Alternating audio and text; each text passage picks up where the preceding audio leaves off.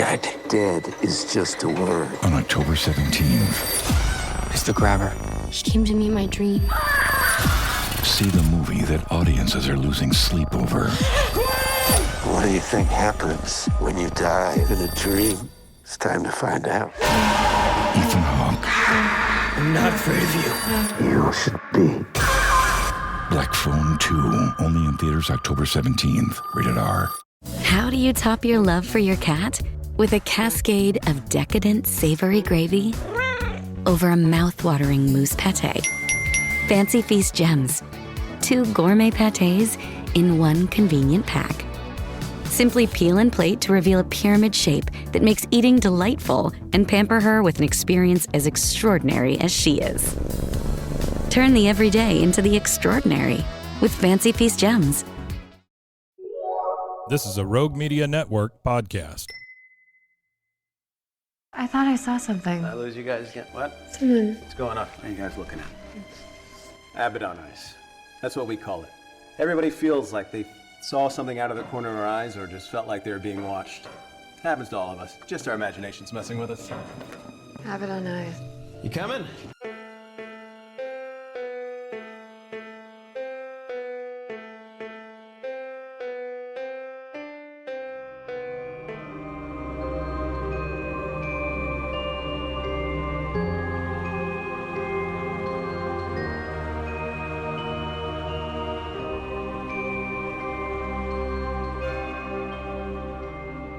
I just want you to know that that's not this interview, right? We're not here to rake anything over the coals or talk about bad stuff. I wouldn't think you would. Not at all. Not at all. And thank you for saying that, though. Yeah. Well, we just want to make sure that. Good Lord, I hate gotchas. You know, that sucks. That's not a way to get second interviews. Definitely. So, all right. So if you're ready, we'll just go ahead and start. Yeah, of course. Okay. Fantastic. Sure. Stephen Cognetti, thank you so much for joining us again, Mike Casey. We are rabid fans.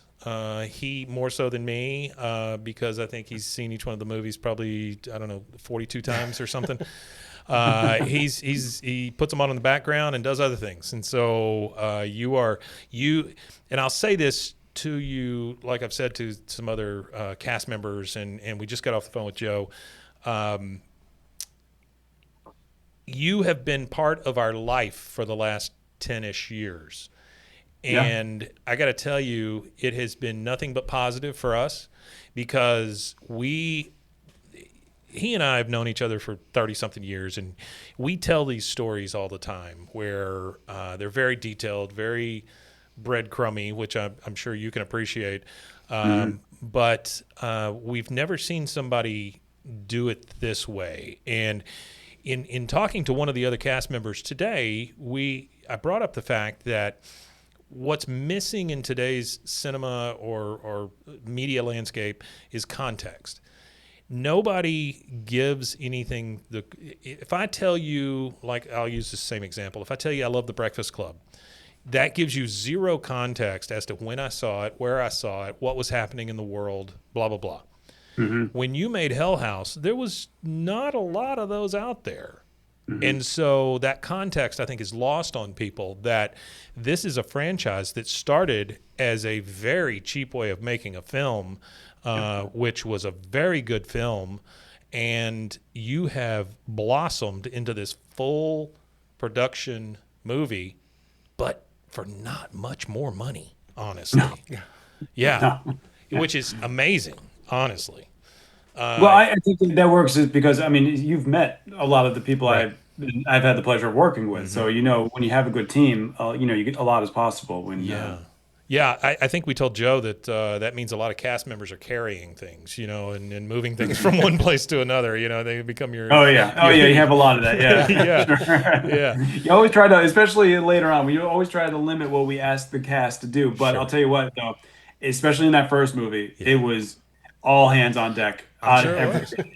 That's what I'm sure probably Joe mentioned that probably so many different cast members wore the clown mask in the original, especially Alex and Tony, because they, like Joe, are both tall people. So we needed if you're tall, I don't care if it's your day off, you're coming in, you're wearing the clown mask, things it's So there was a lot of that, like especially in the first film for sure. It does kind of feel like, hey guys, let's all get together and make a movie.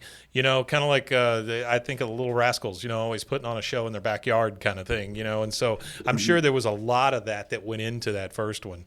It's just like you say, all hands on deck. Everybody does a little bit of everything. Somebody's got to carry the clown downstairs. That kind of thing. I mean, so sure. We got the positions we know we needed. Like we got good people in a lot of like cinematography, the camera department. Like they were all like very good. They knew what they were doing. Sound.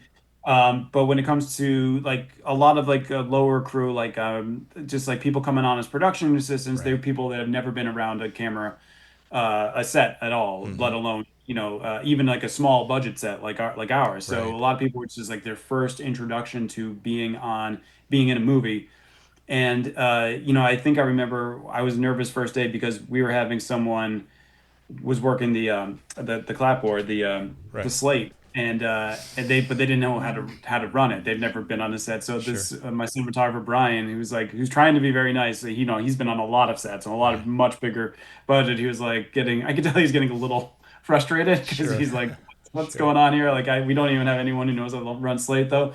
But everyone was just trying their best, and because and especially on the crew of the first one, there's just a lot of people who worked with Angie at the Waldorf State of Fear, who they're good working haunted attractions. But we asked them, can you be a production assistant on a film? They're like, of course, yeah, sure. And we needed the people. But they've never done it before. They're so inexperienced and they're just learning on the job. So it was just a lot of that. And and by the end they were pros. By the end of the shoot, they knew what they were doing. So have you and maybe this is not a fair question, but have you told your whole story? In what sense? With Hell House, have you told the story you wanted to tell? Okay. No, the whole story is not told. It could never be told. But that's the thing. It could never be told. Casey has brought up this with 2 or 3 people we've talked to, and it's that evil never stops. And that I think that was a quote from one of the movies. Yeah, I think it was when the Abaddon was burning down. Right. And it may have been in Carmichael when they cut back to that. It was in Carmichael Manor, yeah. And evil will you never defeat evil. So even at the end of this movie, if you had wrapped everything up, somewhere else in Rockland County, something is rearing its evil head. Yeah, because it's a game of whack-a-mole. Yeah, it really is. And in that, I actually, talking about negative criticism, I think one of it came from the fact that this film wasn't wrapped up. It wasn't like a finality. And a lot of people had wrote to me on social media and said, how could this be the last one? Because it's clearly not an end to the story. And I had never intended Lineage to be the end of the story. So I was trying to make that clear on social media, like nothing is going to be wrapped up in a bow and our story is complete.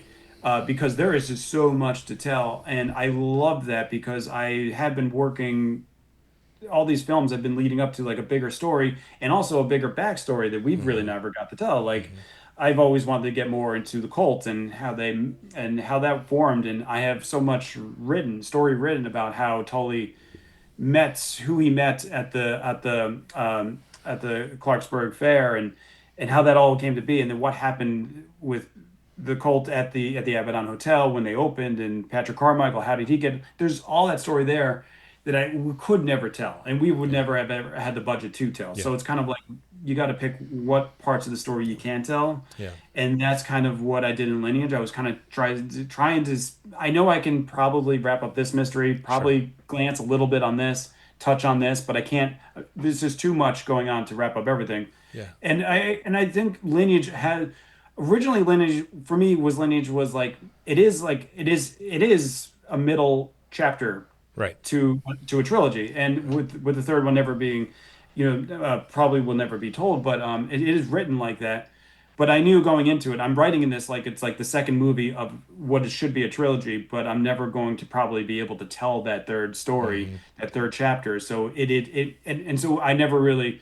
I guess maybe you could criticize me, not you guys, but specifically on the internet, saying then you should have changed it if you knew that was going to be your last one. No, I kind of stuck with what I knew I can do, what mysteries I could attack in the story and tell in the story and get on camera. and never really worried about it being the last one. That means I have to make everything final. Sure. I never intended to do that. Well, we honestly, in the last interview we did, they brought up the end of what was the thing that she was talking about, the end of a lot of TV shows. She talked about The Sopranos and how it just goes to black and you don't really know what happens. Well, I had never thought of it that way. And so I told her that one of my favorite endings of all time is, and it sounds silly, is Cheers. And it's because Cheers literally knock on the door, we're closed, pulls the shade down, we're done. Yep. Everybody keeps living, everything keeps happening, right? And I said that there are two endings that I like to TV shows and movies, and that is either everybody keeps living or everything blows up and everybody dies. You know, there's no middle ground, right? It's one or the other. And, you know, I would be lying to you if I told you that when we drove about an hour to see the movie and we sat in a theater full of fans, right? By the way, I didn't know you sold shirts. So I saw the Hell House shirts. But when that title card came up at the end, we both looked at each other and we were like, Cognetti, you know, how could he do this to us kind of thing. But I will tell you, with reflection and time and talking to other people and listening to some of the other interviews you've done, we have come around to the fact that this is a universe building type movie where, yes, you answered some questions, but there's no way to answer all of them. And you've left all these breadcrumbs. If anybody ever wanted to come along and pick up the gauntlet, well, man, you have prepped the table for them, because there's a lot of stuff that they could go down. Yeah. And I don't know if that was intended on your part, as far as like leaving it open for somebody else. Well, I think even if this, like, I think I think you're right, and I think it was intentional. I don't, because I as you said, I don't, like, evil never dies. I don't think there is, like, would ever be a true ending. I think there could be a more satisfying ending to the whole Abaddon story if there were a third film. But still, it would never end in a way that anybody was, like, totally satisfied with. So I think that this ending was left open-ended on purpose, and I thought that it could always, and knowing when I originally wrote that ending, I was like, this is obviously, it's not going to sit well as a final with the fans. Sure. I knew that, but I also knew that I also thought two things would go on. A lot of people it'd be fun for fans to leave it up to their own interpretation about what that ending meant, and where it could possibly go from there. And then but also to, as you said, the possibility that it could get picked up by someone else or in another medium. As I think I've mentioned before, you might have heard that, like, there could be graphic novelization, fleshing out some more of the story, not just a novelization of what the next part of the story would be, but if I ever did a novelization, it would probably be fleshing out more of the story we've already seen so far, and just giving more about the Hell House gang, more about the previous, the Abaddon Hotel with Tully and the cult, and then also while going forward too, because I think with novelization, you could, the sky's the limit. I would never have to be like, what can we do on our no budget, you know? Yeah, absolutely. And so in all of these storylines that are there, I'd be able to attack in more detail. I think that would be fun. Obviously, that's not on the table right now, but it's a possibility. Sure. But also, what you said is that it could be picked up by someone else to do. And I would assist in that. I would give them my notes if they ever wanted it. So, well, once we started hearing those things, and he and I were talking back and forth, we came to understand that this is probably the way it was supposed to be, you know. And I just, you know, again, you go into something thinking, oh, well, this is going to be the bow. You know, this is how they're going to tie it up. And then when it doesn't happen, the initial human reaction is, oh, my God, how could you do that? You know, but then you start thinking about it and you're like, well, I completely get it, you know, because it's a very creative way to end something. So I am. Thank you. I wish that was the resounding buzz on Twitter the night after. We are very much Team Cognetti as far as this one goes, and we just need you to get it on Shudder faster so we can watch it. Yeah, that's what we were saying. I think there's a big letdown, especially if somebody like me. I told Mike, boy, I said, man, if I could just get back in there on Shudder and start streaming it again, because there's no way, even if we went for our area, if you went to every one, it was four matinees. Yeah. Okay. And you just couldn't. You have to sit down and all your other ones. You have to digest it and look at all of the little things that are there. And I think once it gets out on Shudder and streaming and people can get DVDs, I think people will watch it and pick up more on the breadcrumbs and the clues left behind. I'm open to that too. I think upon second watch, I think when it hits streaming and Shudder, I think it will be. Well, at least the hope is that people will get it more by that point and understand and not just have that first. You said that first human reaction. Did you see when the story's not? Then hopefully that after people have had time to digest, think about it, and then go into a second viewing of it, it might sit better. Here's something that he and I talk about a lot is I don't care what the movie is. You made a movie. Yeah. And it was in a theater. I mean, that is such a huge accomplishment. And a lot of these naysayers, I don't know that they're ever going to get that opportunity.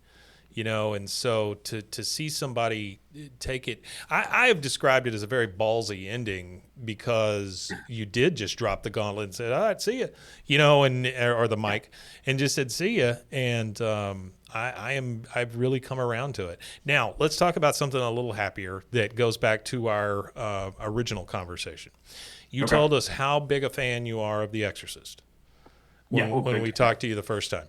And I just want to know how hard you had to fight or how much joy it brought you to have your Exorcist moment in this movie. Because it obviously, I think that was more for you than anybody else because it felt very Exorcistly, or however you say that. It's so funny you mentioned that because I think there's been a lot of, there's been a few drafts of the previous movies that had exorcism scenes. Yeah. And because some of the stories started out differently, and the first drafts are always changed from what the last draft is. But I've always tried to do that. I've always wanted to. Sure. And I always thought that, and really what it was, I thought about it back in the day when the Abaddon Hotel, when the cult was doing their thing, and I always described what was going on in the town while they were having their experiments in that basement and opening up that gateway, that there was wild things going on around. It's almost like, imagine like Ghostbusters when they open up the containment thing and the ghosts are, like it was like that in the town of Abaddon for a few weeks, and nobody knew what to do. And there's a little bit of that dialogue with the priest. He says, like, I was around when whatever they were doing in that basement was going around town. I was one of the priests brought in. And so there was some of that in the 80s too that I always thought about in my head. There are exorcism scenes in the history and the story of Hell House that I was never able to bring into the current story. Sure. But when I wanted to do Lineage, I was definitely like, we got to have our exorcist scene. Like, and I really want to do that. And it was really important to me. You're right. I think it was more like personal to me that I'm like, damn it. Like, yeah, you were like, if I'm riding off into the sunset, somebody's getting exercised. And it was like more like exercising a location more than a person. So I thought it was like a little different in that sense. So like, it was not just going to be, what we normally see is like someone strapped to a bed. They were right. So I thought in a little different, we're trying to exercise the evilness out of a mansion. Sure. I thought that whole idea was good. It was a cool concept. And the first draft of the script always had that. That was always there. Then the exorcism part of it never changed. So I always thought we can complete that. There's some other things that fell off and the subsequent drafts that I took out just because I knew we would never be able to shoot it. But the exorcism part was something I was like, I think, I know the team. I know who does our makeup effects, and she's amazing. Yeah. And she exploded somebody's face. So she's great. Yeah, so I was like, I think we can accomplish this. And those were very tough shooting days because we're in such a tight 14 days to shoot this. And so we had one day to shoot that that exorcism scene, and your battle, and then we shot that in November, right after daylight savings. So we're battling the daylight that is basically no more anymore. So like it was an intense day of shooting, but we got it, and I was really proud of the team, and everyone did great. And I was so happy. You're right. I was so happy to be able to and finally get that into a Hell House. That's cool. That's cool. Yeah, I knew it when I saw it. I was like, oh yeah, I remember talking to him about The Exorcist, and that's like his deal. So it was very well done. Now we did talk to Sierra, who was right there next to the priest. And one of the things she's amazing in that scene. She's like every scene with her I just loved. I loved that whole bit of the Carmichael Manor. With her in it, like she just nailed every point of it. So we asked her, like, if this were to come back at some point, would you want to be involved? She goes, well, I think I died. I said, well, we never saw you die on screen. So plus it's a freaking Hell House movie. Everybody comes back, so it's fine. It's fine. You just come up out of the earth and you're good. I mean, it's be fine. A little bleeding from the eyes. You're all right. Exactly. I tell you, your practical effects were really nice, especially with the exploded face. I mean, that was very, very nice in the hall. She told us about the laughing and how that was probably with Bridget, yes, as Margot, on the second or third take, and she finally started just kind of cackling and stuff. Then when we talked to Joe, I had to ask him if that was really him sitting in the hall, because that second mask, damn, that's a good mask, because I love that mask. Oh my God, that second clown mask, I think it's like my favorite now, just because there's some reason the uncanny eye experience really plays bigger, more, I don't know, with more power. It's the stubble, and it's something about it just looks so real. So even when we have that in a mannequin, I think that scene in Origins played well when Chase and Margot go into the bedroom, Patrick Carmichael's bedroom, slowly walking toward that. And I think that scene is terrifying because that mask is so real.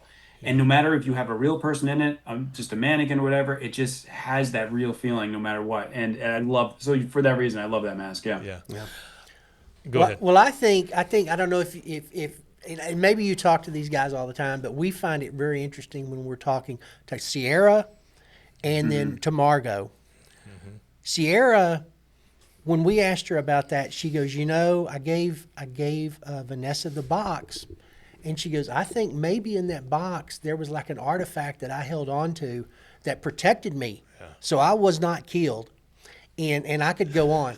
So she was very much into that. And then we talked to the more we talked to her, the more the actor came out who wants another job. And then we talked to Bridget, and she goes, I'm writing down notes. Bridget goes, well, I wouldn't mind if there was a whole prequel with nothing but the nets loose. Yeah. I would love that too, because they were just amazing to work with. The way that Destiny and Bridget really embraced the net sleuths and the way they came into production, just so they made up their backstory. Like I didn't have to write it out for them. They were just like, they embraced that, dove right into that. So that would be fun. I would want any excuse to work with any of them. And I just say these people, Mike and I said, they've all bought into it. We talk about the fact that, as fans, we're on this all the time. But as actors, actresses, they come in, they create a character, they play a role, and then they transition into another movie, somebody else. Right. But they truly, really enjoyed these characters. And Mike and I talked about probably the best thing for me, and I don't know if retcon is the right word, but that reveal of Donald. When you found out that caretaker knew everything about that cult and was wholeheartedly involved, that changed every word he said in Origins. It changed everything for me. That was crazy. Nice job of taking a nice guy and turning him into an evil, whatever. I got you. Like, you could have 20 days if you needed them. Yeah. because guess what? We're going to kill you. Well, and he asked about the priest because that's another body to throw on the fire. Yeah, that was was a great line. He goes, "Oh, will the priest be joining us?" Well, what? Yeah. No, and I was really happy for Michael though. He really embraced that twist with his character, and he had a lot of fun with it. And he played it brilliantly though. But yeah, that was something that I think was fun to do, and that's just another reveal that I was hoping that the fans would, either I don't know if they were going to appreciate that or just hate that another mystery was opened, so. No, I think, like I say, with time, we have come around to the fact that there is another mystery open, and there's opportunity there for anybody who wants to take it. Well, it just feels like you could tell this is almost like sitting around a campfire making up tales about it, at this point. Yeah. Well, with Sierra's character, Alicia, I asked her, I said point blank, I said, when you were introduced back in Origins, you were, I believe it said, true crime reporter or detective. You weren't like Margot. You weren't a paranormal investigator. Right. And now you come into Origin having talked with people who are seeing things. You want to do an exorcism. That's You're right. going to go get. I'm curious, what happened in that transition? We want to know that middle story. What turned her into that? Yeah, that's a whole other thing. Yeah, it's. Yeah. And in my head, I just felt like that was always like where it naturally went for her when she's been investigating the Carmichael Manor. She knows about what happened to Margot Rebecca now. So she's just been. The more you dig into something, the more invested you get into it, and so I think like what started out for her is just wanting true crime. I'm just into true crime. That she's probably written so much about different true crime stories, never something like this, never about the Carmichael Manor. Once she started getting into this, it opened up so much more for her, and she dove in head first. And I think it goes back to the fact that it opened something up for her, and then something got into her. Yeah. Something from that got into her.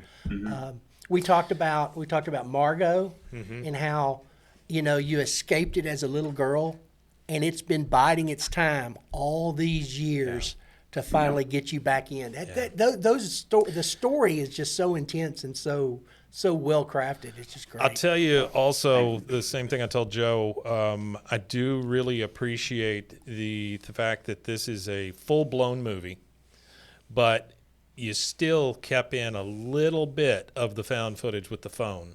Just a which little bit, I love, because I knew as soon as I saw it, I was like, oh, well, that's the nod to the found footage stuff.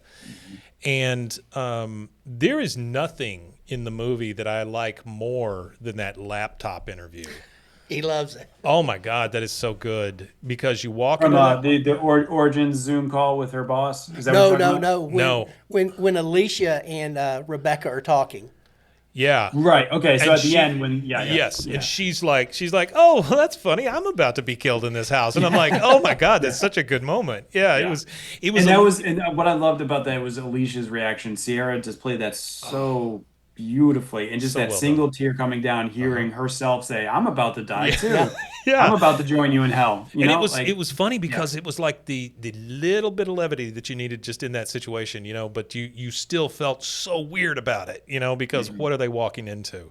That was really well done. I just posted that on my Instagram story last week, saying that's like one of my favorite shots from the whole movie is that sequence with Sierra in there with Destiny, and they played it so great. I have purposely tried to stay away from stuff just simply because I knew we were talking to all of you guys, and I got to tell you that when we left the movie, that was the one I was talking about because I just love that. I love comedy, but I love horror also, and so anytime you can make me a little uncomfortable, that's great. And so that was the moment. Also, the clown at the end of the hall I thought was fantastically done. I love the exorcism scene, and again, this is one of those movies that it's so weird for me to change my position on something after the fact when I was so impacted by it to begin with.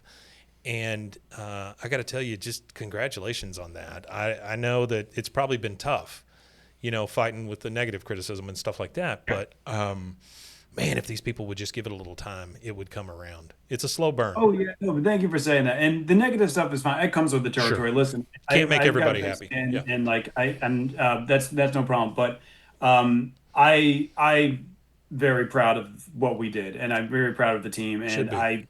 I think it's I had so much fun making this movie, and I know that the cast and the crew did too. Yeah. And their work shows on the screen. Like we were talking about Sierra and Elizabeth and Bridget, Destiny, everybody.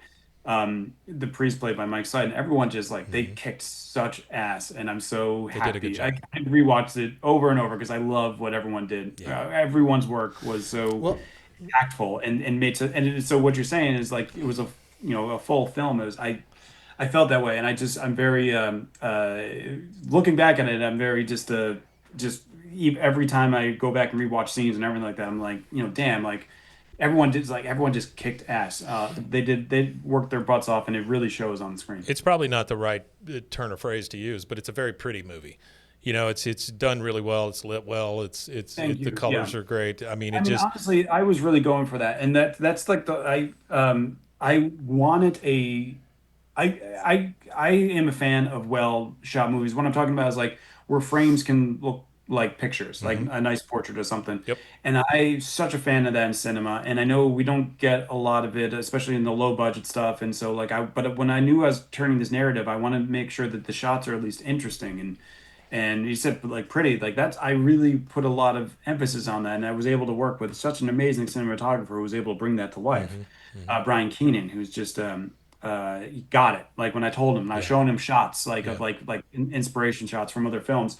I was that I appreciate other not just horror but like drama, just like moods and lighting and atmosphere. And I was showing him all these pictures, and he's like, "Yeah, I get it. Like we'll nail this." And we worked so well together, and it was able to put that into Hell House. And I think, going back to the negative stuff, I think maybe that also fed into a little of the negative stuff because people are more used to Hell House being a rough around the edges.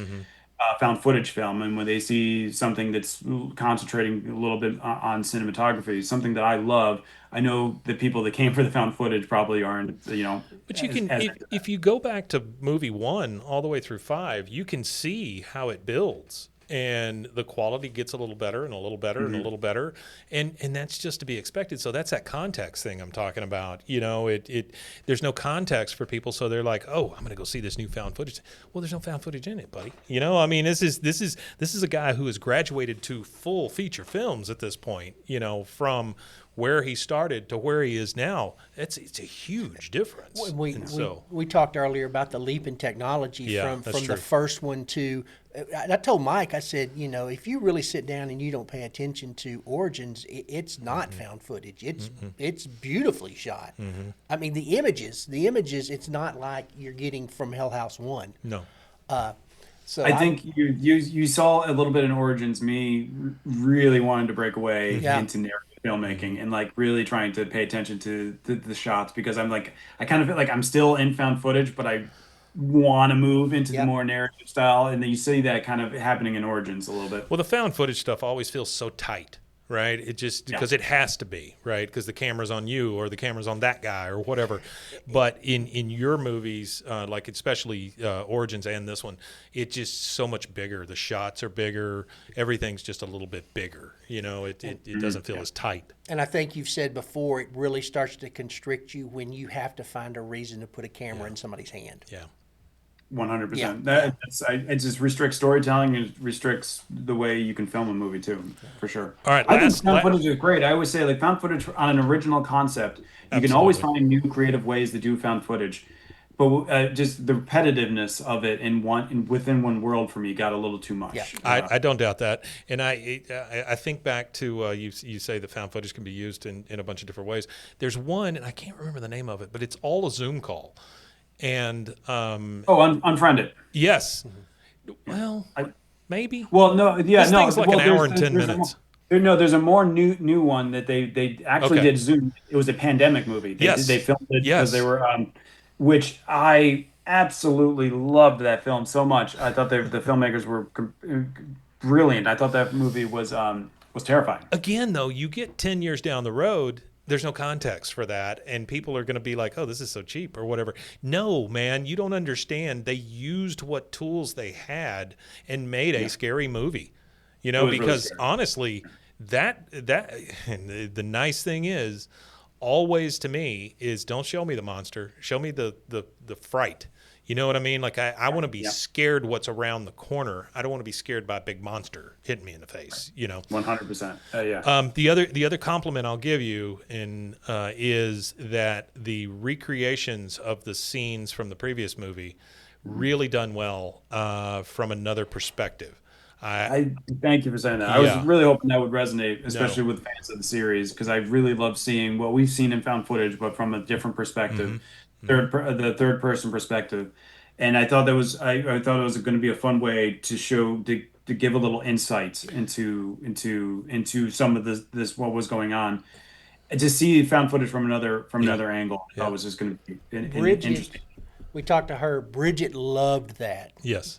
Yeah. She loved it, and we talked about that because I don't know exactly how to explain it, but it lends this idea to there are these multiple streams running through this particular moment in time. Yeah. Like Vanessa is there, and her character somehow has the ability to jump into this moment of time and see these things play back. And I told her, I said, I don't want to use the term superpower, but it's something that, and we were talking about, boy, if you could ultimately take a scene like that, especially we talked about Hell House, if you could take a scene like that and stop it and spin it and look down those stairs and see all the numbers on the wall and stuff and really go through it. But it was just such an interesting take on that, to be able to see that stream of time from a different point of view. Is there? It's very, you said like a superpower, and I think that's a good way of like describing it, because there's, for lack of a better term, it's almost like her superpower, and the mystery of like, but why does she have that? Yes. Why is she able to do that? That's. Is there a Shining influence there? That's a good question. I didn't. Yeah, I don't think I ever consciously thought about The Shining when I was doing that, but that's a really good callback, and I'm a huge fan of the novel, and both the novel and the subsequent novel, Doctor Sleep. Yeah. So, the honestly, the TV movie was more accurate, but the Kubrick, there's I mean, Kubrick, that film was amazing. Yeah, no matter what his disagreements with him and Stephen King, that was a brilliant film. Yeah. I just remember my dad took me to see The Shining whenever I was like 9 or something, right? So this says a lot about American society, and I'm sorry to go down a Shining road, but it was very influential for me. So my dad covers my eyes during the time when the lady's in the tub, but the rest of it's fine. It's fine. The rest of people getting hit in the stomach with an axe. Great. Yeah. As a father, I think I'd probably do the same thing. Yeah, that's about right. It's the nudity that's the problem. Even though she's decrepit, it's the nudity. Yeah. Don't worry about the axe and all the murders and that's the girls chopped up in the hallway. Don't worry about it. Yeah. Elevators full of blood, no big deal. Well, again, Stephen, I can't thank you enough for just coming on and talking to us. I think you've got a beautiful body of work to look back on here, and you will be one of those guys that influences a ton of filmmakers to come out and try to best you, or do it a little differently or whatever. Because honestly, if you put that context into it, you were one of the first, to get on that found footage train, and I think you've ridden it as far as you possibly can. I can't imagine having to sing your greatest hits every single night, for however long it's been. That was something I brought up to Joe. I mean, I'm sure, like I told him, AC/DC got tired of Thunderstruck. So, after a while, you got to spread your wings and do something bigger. Well, we talked about the budgets. Yes. And how your vision it's already pushing against what you're getting the budget to do. And it always has. Yes, and you've got bigger ideas and bigger things, and just different genres, which is. So, having said that, what's in the future, and what are you working on? So I can't imagine you're a guy who stays still too much. No, I can't. And when I'm not working, it gets so I get full of anxiety when I'm not Sure. working. So but I wrote a script last year that we're trying to get off the ground. It got picked up, and we're trying to get it off the ground. I don't know when we're going to shoot though, and I can't say anything about it because Yeah, nothing please. about it has been announced. Sure. But I'm so excited for it because it's scary. It's original. It's new. I'm very excited because like I I guess I'm patting myself on the back. I'm very happy with the script. I know it's a very scary script. I just can't.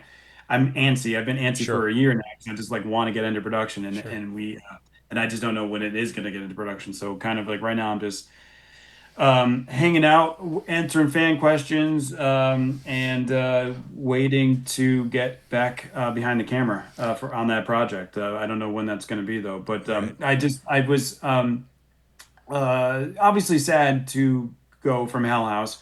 I think there is room for more story to tell. It's just for everything I could do with this, it's the end. Yeah. And I just think the way it's been so rewarding and so much fun to make these films, but it's also been extremely difficult. And to do what we've wanted to do over these years, but with like no money, has just been. Yeah.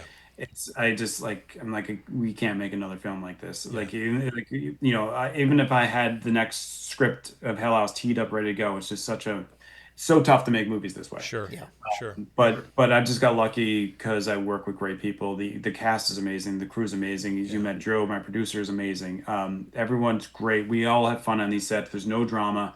We just are there to make movies, and I think we made a really good one on this one, despite what a lot of the critics are saying. Well, okay. it's lightning in a bottle 5 times. That's to right. have found that group of people that's willing to do everything that you have envisioned for a little bit of nothing. Yeah. And so that's pretty amazing. Sometimes it just that 6th time just doesn't Okay, I'm going to ask you one last question, and then we'll let you go. But Sure. what's the deal with the numbers, man? You're freaking me out with the numbers. What's up with that? The numbers on the wall of the Avalon Hotel. Yeah, tell and me on the about back of the cards and put the numbers together. Yeah, a lot of numbers. Yo, the numbers have been there. Yeah. There's been for the numbers all the time. I mean, we touch a little bit on it in Lineage, but I mean that is so. Without spoiling anything, I can only tell you what's in the film is the numbers. Some of them have to deal with location. Okay. And one of the locations is the Lonely House, and the Lonely House is Tully's childhood home. Now, I'm sorry, not his childhood home, where he lived with his wife and his family. Sure. Before his daughter died, and so it's what I've always said about the Lonely House is one of my new favorite, I guess, story threads, because I've mentioned in Origins about Tully and his daughter dying. Mm-hmm.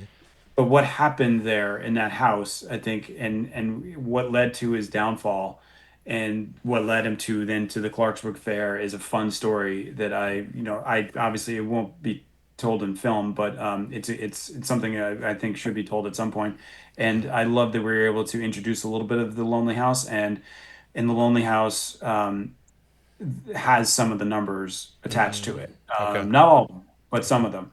Okay. So it's just a hint of where the location is, and that's a little bit into Michael's dialogue when he's playing Donald, as he says, should you ever need a location, just look for the numbers, and that's a little bit of a hint that these markings will be there. You just have to know where to look and you have to know what they mean. Okay. So he gets a little bit into that, but. I think that's all I can say for as much as been revealed in what we talk about in dialogue, though. But but they have meaning, though. And should somebody ever find the Lonely House, if that's where Vanessa sees herself going after this, or has Mitchell been there? I don't know. There's just there's just so much that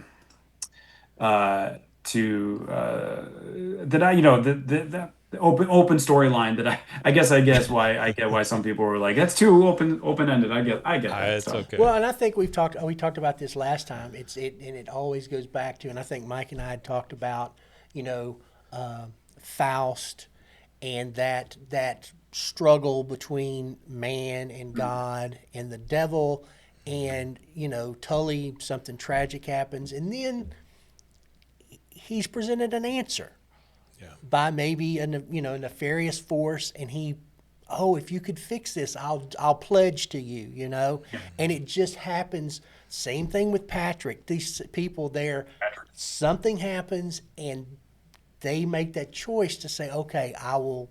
If you can fix this, I'll take whatever I need to do. Yeah. And that's just and been people make it for different reasons, and it could be, and in Patrick's, it could be tragedy that takes you down. Sure. Everybody makes that choice, and for different reasons, and we all know what Patrick's was. Very so. Well, and we even talked about in the exorcism scene that how the priest they were going after Alicia. Mm-hmm. They're trying to scare her. They're trying to break her faith. Mm-hmm.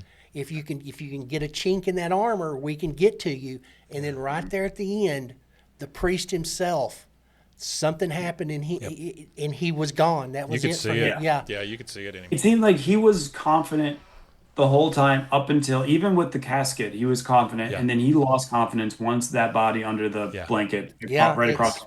That's when he started to break. You could tell, like and Mike played it beautifully. He did a great job because you could see it in his face. Tell he was holding it together. Yeah. He's being strong for her, and his fortress started to break down around him once he just noticed that right across from him, and you could tell his facial expression just changed. Certainly. Well, even to take it back the other way, when Russell came in to the basement and Tully was shocked. Who are you? Right. You have stopped me. How have you done this? Yeah. You're not exactly. You're not who I thought. Yeah. Who are you? Yeah. Well, Stephen, thank you so much for giving us more time. Yes. We really appreciate it. You guys are excellent. Thank you so much for having me on. All I'm going to ask of you is, when you do finally get this movie, the new one made, can we holler at you? Absolutely. Yeah, have you guys talk about it? Please, always stay in touch with me. Reach out to me anytime. I would. Thank you. Especially, you guys have been so great for Hell House, and you guys the time you've taken to talk to the cast and dive into the story. I just really going an hour to see it in the theater. I appreciate that. That's what we do. We have thought about continuing this thing where we actually start serial killer type breaking down the story. Pepe Silva.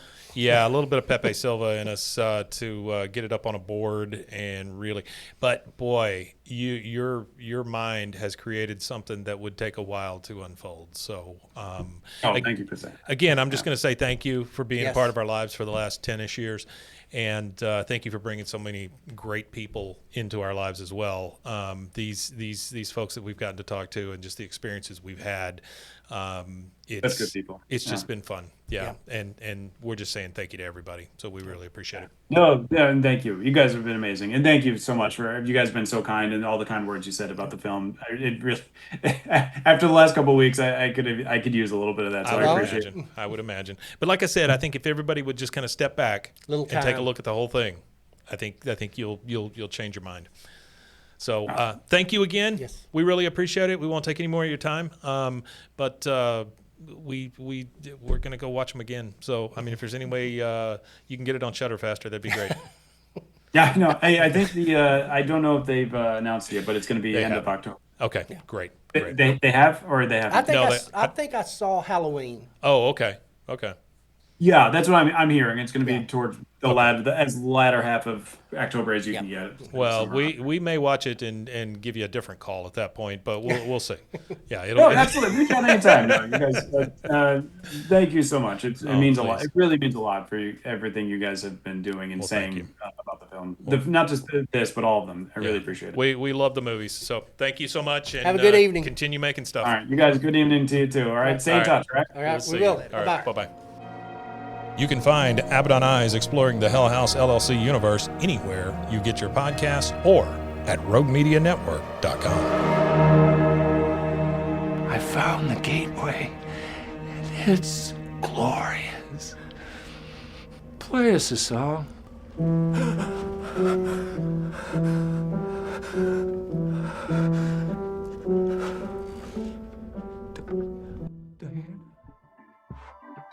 This has been a Rogue Media Network production.